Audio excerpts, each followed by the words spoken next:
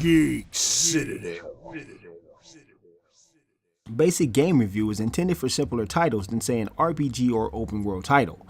It's to give you the gist of what the game is about because the first couple of hours of the game is more than likely the structure of the game as a whole. There was a time when Nelly was somewhat of a great pirate. She saved the Spoonbeaks once upon a time, but now she's a lowly mail clerk on a mail ship. Her old ghost pirate pal Bloodbeard shows up to let her know that her great enemy Widebeard is up to his old tricks again.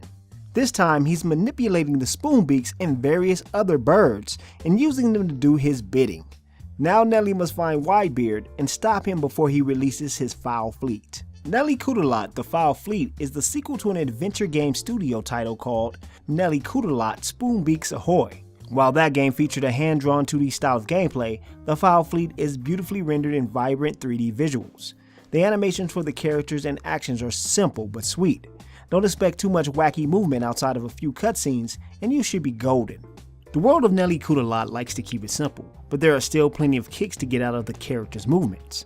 One particularly humorous example is after Nelly helps a bird move to a new home, and he thanks her by giving her a hat full of his poop before sliding away into his new nest. It's simple and sweet and adds a different sort of hilarity to the world.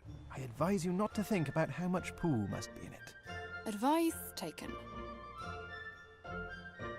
Nelly Cootalot is a comedic adventure and it never stops reminding us. Nelly is gung-ho but completely dim-witted at the same time. She's like a stupider version of Drax from Guardians of the Galaxy. She takes most anything people tell her literally, and she'll end up asking ridiculous questions or won't fully understand basic innuendo. He's gone to Splitsville.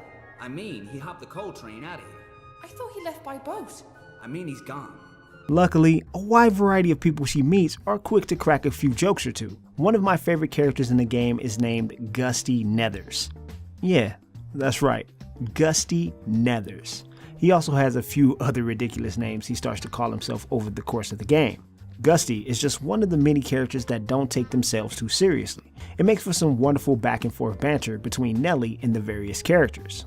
Also, if you're a fan of Doctor Who in any way, Tom Baker, the Fourth Doctor, is in the game as Sebastian. Only I escaped because I was caught in those six-pack rings. It's like they were all hypnotized. There are some downsides, and most of it comes in the form of the voice acting. It's not to say that the voice acting is bad. In fact, a lot of it is great.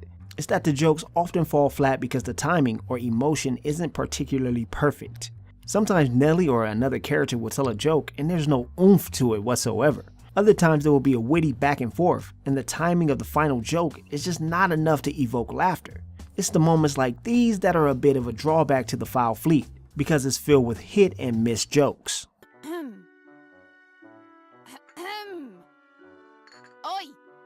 Yeah, what do you want? What kind of drinks do you do? Cinnamon cappuccinos, slimline cocoa shots, soba joe, hemp tea with antioxidants, or minty double Italiano sea salt frappes. What about a glass of water? I don't know what you mean.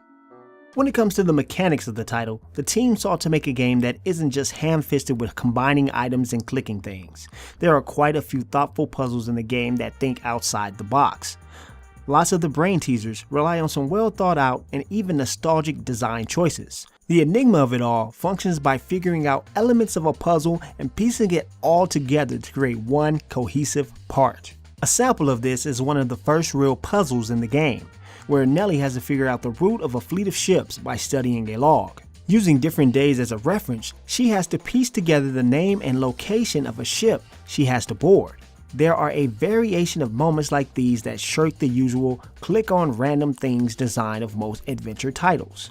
Nelly Cootalot gives me a Professor Layton vibe as it consistently gives us amusing and well thought out puzzles to enjoy. Nelly Cootalot may not be a particularly hard game, but how many adventure games truly are? Most of them are difficult because you didn't click the right objects or you missed some dialogue that you can't see again. The Fowl Fleet never leaves you lingering for too long on one of the many riddles.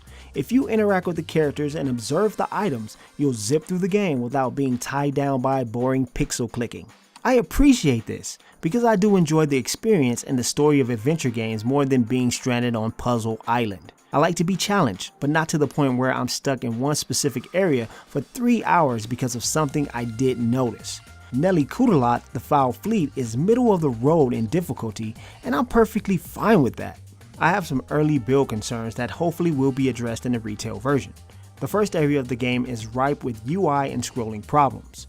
The item slot would occasionally stay on screen, which impeded my ability to interact with anything else.